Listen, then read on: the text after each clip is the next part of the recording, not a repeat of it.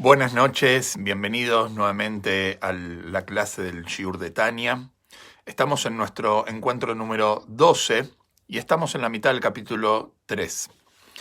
Para hacer un breve resumen de lo que vimos hasta ahora, hablamos sobre el alma animal en el capítulo 1, hablamos sobre el alma divina en el capítulo 2 y en los últimos dos encuentros hablamos sobre las fuerzas del alma, lo que son las sefirot del alma.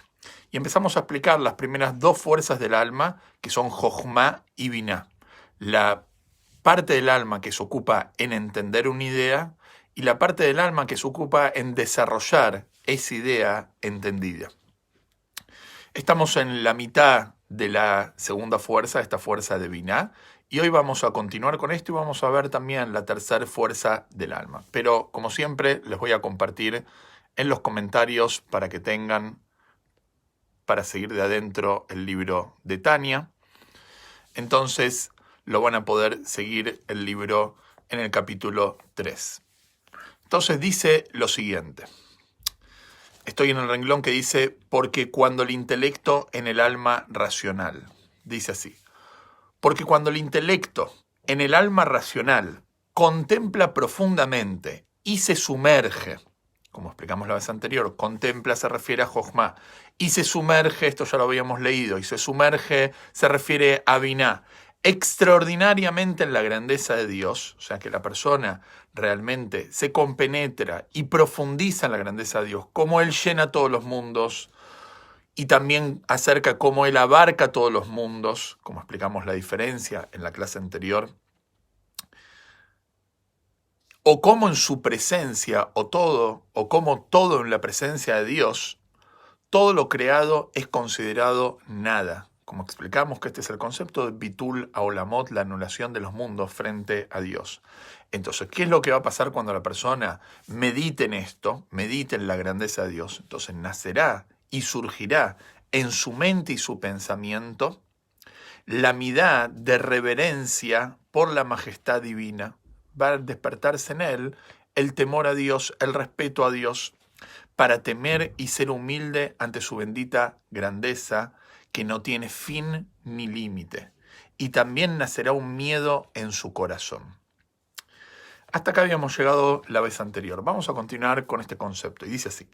A continuación, su meditación hará nacer el atributo de Gesed, expresado en el amor a Dios, de modo que su corazón se encenderá con un amor, y escuchen esto, cuando la persona medita, entonces se va a despertar dentro de él lo que es el atributo de Gesed, y este atributo de Gesed, que es la bondad, y que de la bondad viene el amor a Dios, entonces, dice así, expresado en el amor a Dios, de modo que su corazón se encenderá con un amor intenso, cual flameantes llamas.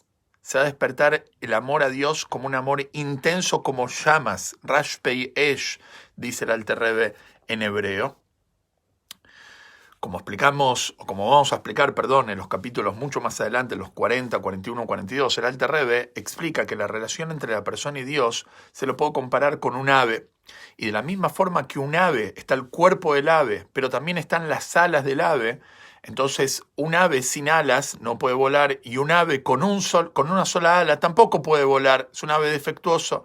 Lo mismo la persona en su relación con Dios. Está bien que la mitzvah puede ser que una persona cumpla una mitzvah. Sin embargo, si esta mitzvah no le pone amor y temor, que esto lo despierta por intermedio de la meditación, como estamos hablando acá, entonces la mitzvah no vuela. Y acá está hablando de este concepto que se despierta el amor a Dios como un fuego llameante, cual flameantes llamas con una pasión, deseo y ansiedad, y un alma anhelante por la grandeza del bendito Ein Sof. Esto se lo puede comparar, nosotros vamos a ver también más adelante, que hay dos tipos de amor, y esto lo podemos comparar con el fuego.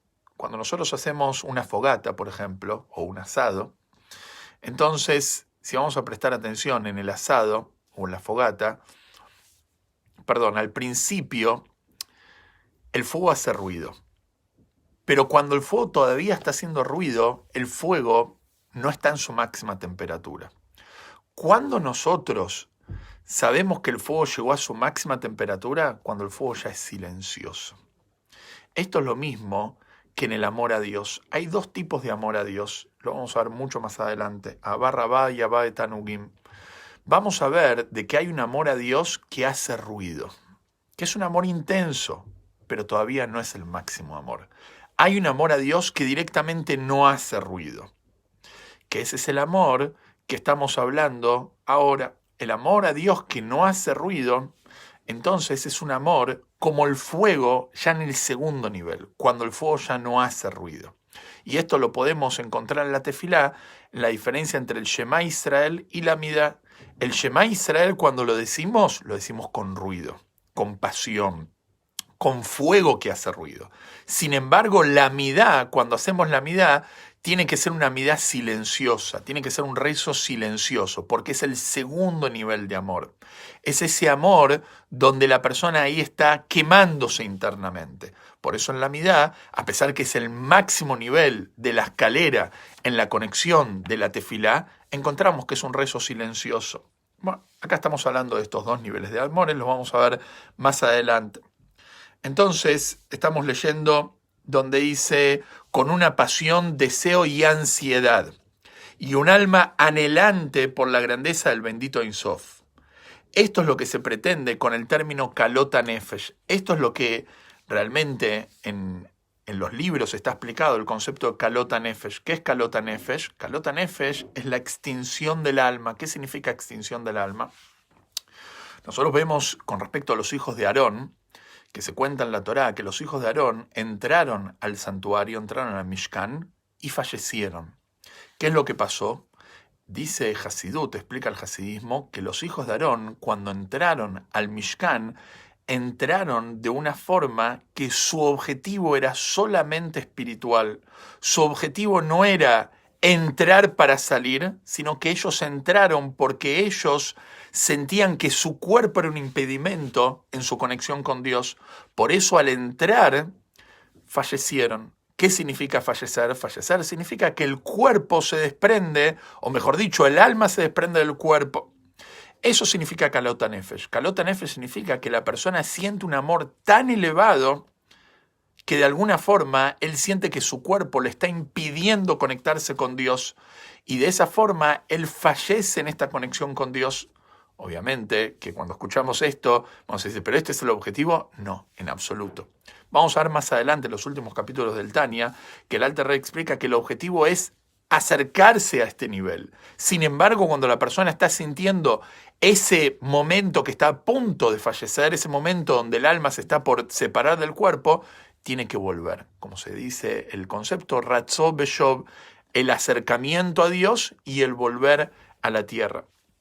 No sé ustedes, pero obviamente la mayoría de nosotros no llegamos a este nivel. No existe, digamos, que una persona normal, una persona común, pueda llegar a este nivel de querer fallecer en su unión con Dios. Sin embargo, esto lo podemos encontrar también cada uno, digamos, en un pequeño nivel en su vida. Muchas veces la persona se está acercando a la Torá y a las mitzvot, y esa persona se acerca a sí mismo, pero no acompaña, por ejemplo, su esposa, sus hijos no lo acompañan a él en ese acercamiento. Entonces él se está acercando, pero de alguna forma se está olvidando de su vida y de su familia. Entonces el objetivo acá no es el acercamiento de él solo, sino el objetivo es poder él acercarse y también poder que su familia lo acompañe a él. Por eso se dice que el Cohen Gadol, el sumo sacerdote, cuando llegaba al día de Yom Kippur, tenía que ser una persona casada. No podía ser una persona soltera o una persona divorciada. Como está escrito, que él va a encontrar expiación para él y para su familia. O sea, el concepto que el Cohen Gadol tenía que estar acompañado por su familia, por su esposa. No podía ser una persona que no tenga conexión con lo terrenal. Y esto de alguna forma es el concepto de kalota nefesh que cada uno puede encontrar en su vida cotidiana. No hace falta esperar ser un tzadik. Cada uno de nosotros tenemos momentos, digamos, de elevación espiritual, pero que de alguna forma nos elevamos sin que se eleve con nosotros todo nuestro alrededor. Sigo leyendo, como está escrito, mi alma te anhela, realmente se desvanece. Acá el Alter Rebbe va a traer diferentes versículos donde de alguna forma prueban este concepto de Kalot HaNefesh, como dice, mi alma te anhela realmente, se desvanece, y otro versículo, mi alma está sedienta de Dios, y una vez más, mi alma está sedienta de ti. O sea, son diferentes expresiones que encontramos en el Tanaj con respecto a esta elevación espiritual que puede encontrar el Yehudí en diferentes momentos de su vida cuando está en ese momento de excitación espiritual. Concluye el Alter Rebbe y dice así, esta sed de amor deriva del elemento fuego que hay en el alma divina, como vimos en el capítulo 1, los 4 elementos naturales que existe en el mundo, en lo terrenal, en la naturaleza, que también se encuentran en lo espiritual. Entonces dice así, esta sed de amor deriva del elemento fuego que hay en el alma divina, tal como lo afirman los estudiantes de las ciencias naturales, y así figura en Etz Haim, y así está traído en el Etz Haim. El elemento fuego está en el corazón, mientras que la fuente del elemento agua y la humedad está en el cerebro, como se explica en el Etz Haim, portal 50. Y explico muy sencillo. Nosotros sabemos, como ya venimos explicando, la diferencia entre lo que es la persona intelectual y la persona emocional. Por naturaleza, el intelectual es una persona fría, es una persona pensante, es una persona que todo calcula. Sin embargo, en el emocional es una persona que tiene fuego, es una persona que se deja llevar por su impulso. Sin embargo, dentro de cada uno de nosotros encontramos estas dos características. Tenemos nuestra faceta intelectual y tenemos nuestra faceta emocional. Tenemos momentos en nuestra vida o en nuestro día donde somos fríos y calculadores, y tenemos momentos donde nos dejamos llevar por nuestro instinto, por nuestra pasión, y en nuestra relación con Dios también sucede lo mismo, y es el concepto de Kalot HaNefesh. Kalot HaNefesh no es una faceta intelectual dentro de la persona, sino más es una faceta emocional. La persona que llega a ese nivel es porque se está dejando llevar por sus emociones, y ese fuego tiene en el corazón, tiene que estar de alguna forma controlado por el agua que hay en el cerebro. Interesante de que seguramente lo vieron, los Yehudim, cuando rezamos, muchos solemos movernos en el momento del rezo. Entonces, mucha gente lo suele preguntar, ¿por qué uno se mueve en el rezo? Entonces está explicado en los libros, más allá de, digamos, de que la gente se mueve porque quizás en el contexto social donde uno vive, entonces en el rezo la gran mayoría de la gente se mueve, entonces uno se acostumbró a moverse, pero se explica que espiritualmente hablando, en el momento del rezo es un momento de excitación espiritual. El alma está encendida. ¿Qué es lo que pasa? El alma quiere salir del cuerpo y el cuerpo la frena para no retirarse de él. Entonces, de alguna forma, el movimiento que nosotros vemos en la persona que está rezando o que está estudiando Torah es como una expresión del alma que está en movimiento. Y el cuerpo, de alguna forma, es como que lo quiere frenar. Ejemplo de esto, como una vela con su mecha. Si vamos a prestar atención, también el fuego de la vela está en constante movimiento. ¿Y quién es que frena al fuego de alguna forma de no retirarse de la vela? Es la propia mecha.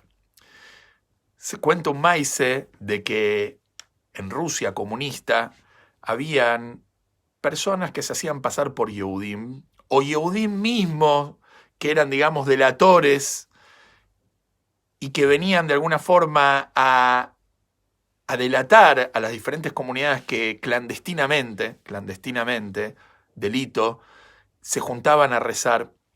Entonces, una vez, en lo de un rebe, entró una persona con los atuendos de un yehudí, con el sombrero, hasta tenía la barba, parecía un yehudí 100%.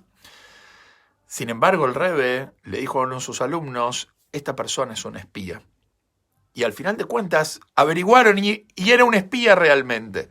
Entonces le preguntaron los Hasidim al rebe, el Rebbe, ¿cómo sabía? ¿Acaso el Rebbe tuvo una profecía, una revelación?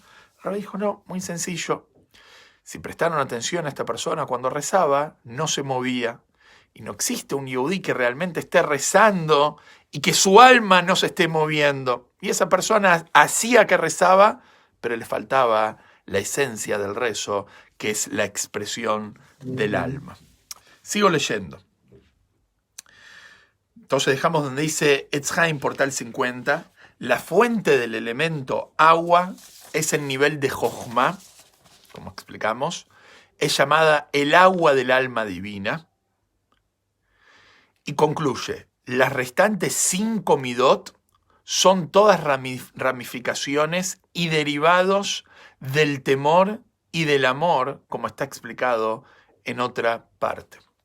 Vamos a ver más adelante las diferentes fuerzas del alma, más en detalle, que hablamos que existen las 3 fuerzas intelectuales y también las 7 fuerzas emocionales. Ahora vamos a hablar de la última fuerza del alma, la última de la parte intelectual, la tercera fuerza del alma y última fuerza del alma intelectual.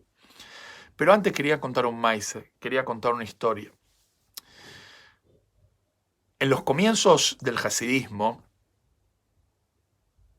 el Baal Shem Tov encontró una oposición muy grande hacia este camino que le estaba gestando.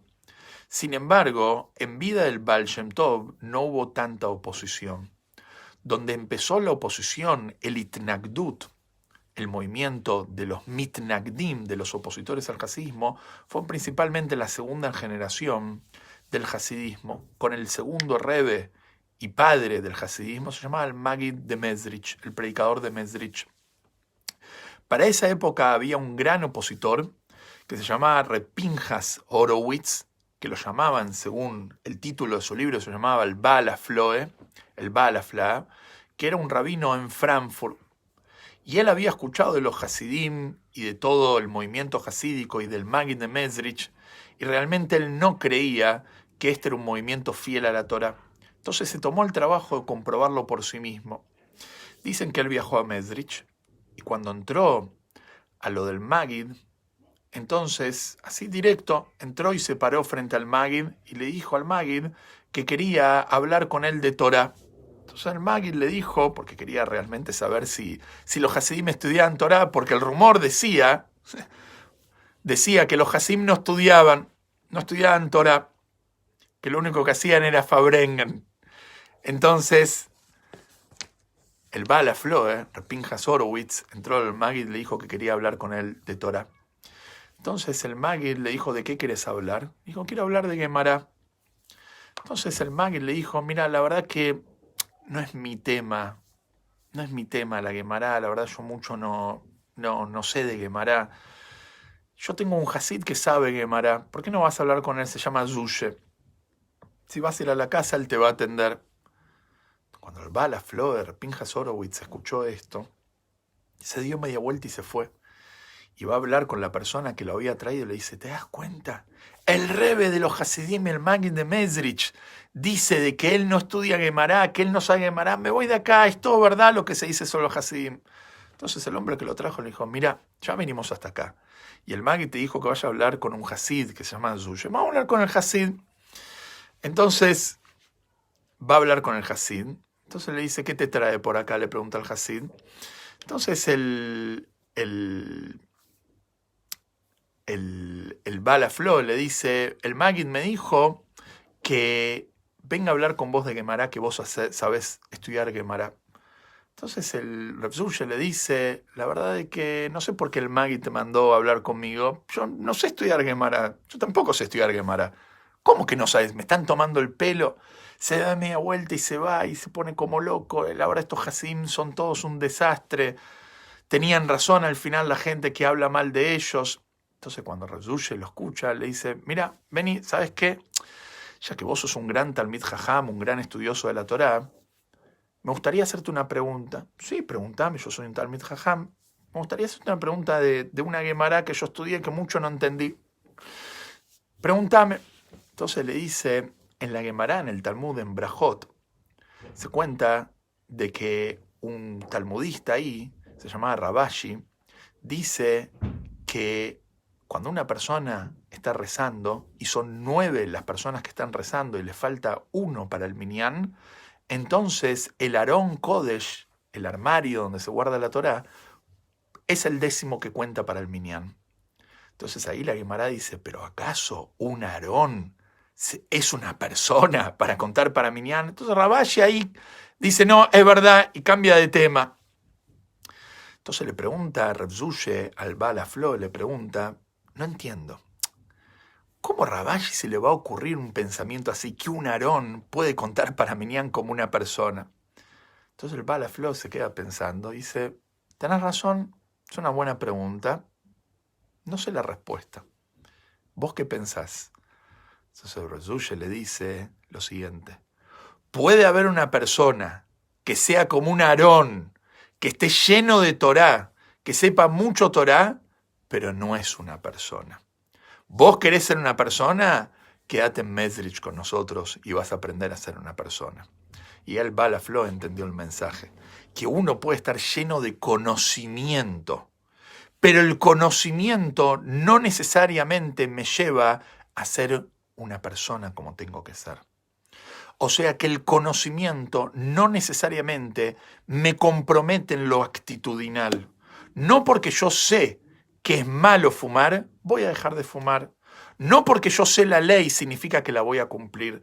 No porque yo sé que el comportamiento de la persona debe ser de tal y tal manera, significa que yo lo voy a cumplir en la práctica. Son 2 mundos diferentes. El conocimiento no es lo mismo que el vivir ese conocimiento y ser una persona. Entonces, ¿cuál es la fuerza del alma que conecta el conocimiento con esa vivencia del conocimiento? Se llama Dat, que es la tercera fuerza del alma, que es lo que vamos a ver ahora. Y dice así, Dat, estamos en el párrafo que empieza con la palabra Dat, Dat cuya etimología puede encontrarse en el versículo, y Adam conoció, en hebreo, Yadá, Ahavá, implica ligazón y unión. ¿Qué es Dat?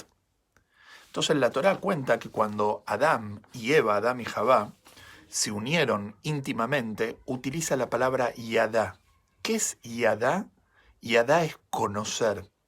Conocer en el sentido de unirse con el concepto. Cuando una persona sabe una idea, no es lo mismo que cuando una persona vive una idea. Se conecta con esa idea. Vamos a decir, la persona que sabe que está mal fumar, no solamente lo tiene que saber, sino que lo tiene que vivir hasta tal punto que ese conocimiento, de alguna forma, lo pueda vivir en lo concreto y poder cambiar ese mal hábito que tiene, que es el fumar. Y eso es lo que dice, que Adán conoció, obviamente conoció en el sentido que se unió físicamente, pero acá la Torá utiliza la palabra Yadá para enseñarnos que Adán no solamente se unió, sino que se conectó con Javá. Por eso es interesante de que en el judaísmo vamos a encontrar que recién un chico a los 13 años es bar mitzvah, o una niña recién a los 12 años es bat mitzvah. ¿Qué significa bar y bat mitzvah? Significa que la persona a partir de esa edad está bajo la ley de las mitzvot, o sea, es hijo o hija de las mitzvot. ¿Por qué? ¿Es un tema de conocimiento? No, en absoluto. Nosotros vamos a encontrar chicos, vamos a decir, hay un chico de 10 años que sabe exactamente cómo colocar los tefilim, que sabe exactamente cómo cumplir una mitzvah. Sin embargo, ese chico no coloca tefilim. ¿Por qué no coloca tefilim? Porque él puede tener el conocimiento, pero no tiene la conciencia y la conexión con esa mitzvah. Recién a partir de los 13 años o 12 años, la niña adquiere esa madurez y esa conciencia, esa conexión. Un año antes que el hombre puede recién cumplir con la mitzvah como es debido. Vamos a decir, pero yo conozco adultos que tampoco tienen esa conciencia. No la tienen porque no la utilizan, pero la capacidad la tienen. El niño, aunque tenga el conocimiento, no tiene esa capacidad de conectarse, le falta esa responsabilidad. Si podría mostrar un ejemplo de algo un poquitito más vulgar, cotidiano, Vamos a decir, quizás hay un chico de 14 años que sabe manejar muy bien. Sin embargo, una persona que le da una licencia a un chico de 14 años es un inconsciente. ¿Por qué? ¿Al chico le falta el conocimiento de cómo funciona el auto y cómo manejarlo? No, pero le falta la responsabilidad.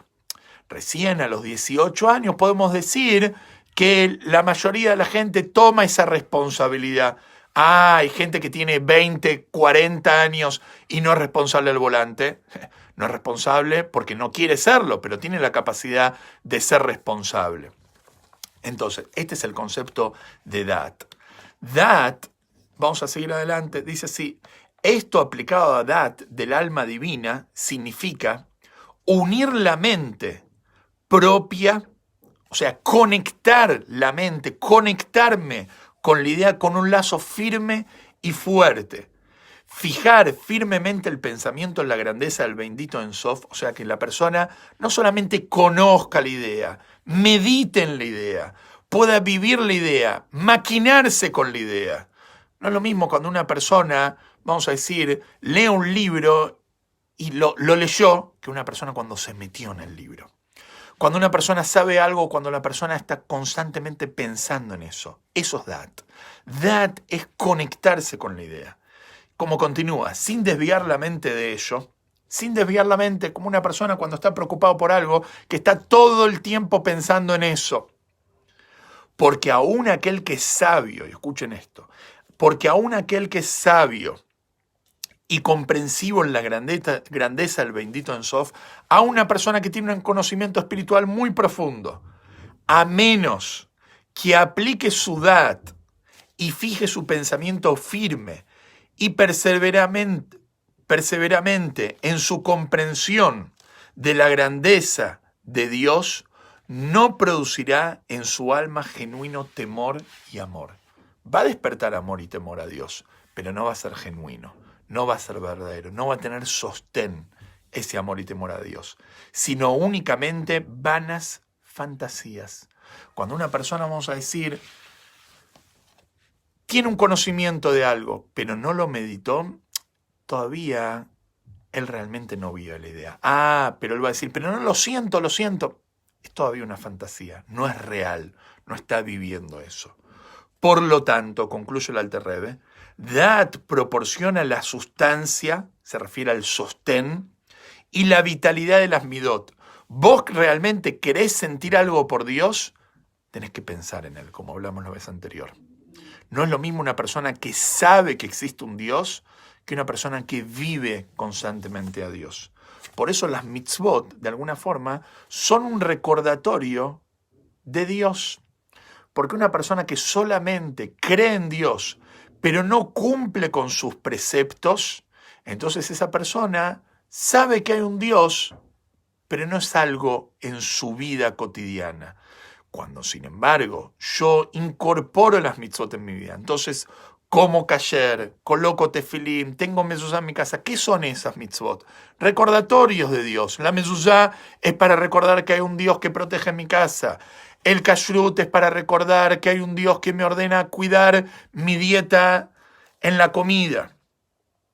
Entonces, concluye el Alter Rebbe el capítulo 3. Por lo tanto, Dat proporciona la sustancia y vitalidad de las midot, comprende Gesed y Eburá, es decir, el amor y las demás midot, que son sus derivados, y el temor y sus derivados. Interesante, para simplemente traer un ejemplo de esto, si vamos a prestar atención, los tefilim que coloca el hombre en su cabeza tiene 4 compartimentos. Y estos 4 compartimentos está explicado en la Kabbalah, que son el primer compartimento Jochma, la primera fuerza del alma que acabamos de ver, la segunda es Binah, la tercera es Dat, y el cuarto compartimento es la consecuencia de entender, de profundizar y de vivir Jochma, Binah y Dat, una idea de Dios, y eso despierta el cuarto compartimento, que es el amor y el temor. Y por eso los tefilim están en una correa y van por detrás y transitan todo el cuerpo. ¿Por qué? Porque uno lleva Jochma, Binah y Dat y el amor y temor a Dios a todo lo que es la vida de la persona. Y con esto concluimos, gracias a Dios, el tercer capítulo, así que si Dios quiere, la semana que viene empezamos con el cuarto. Que tengamos todos, Shavua Tov, una excelente semana.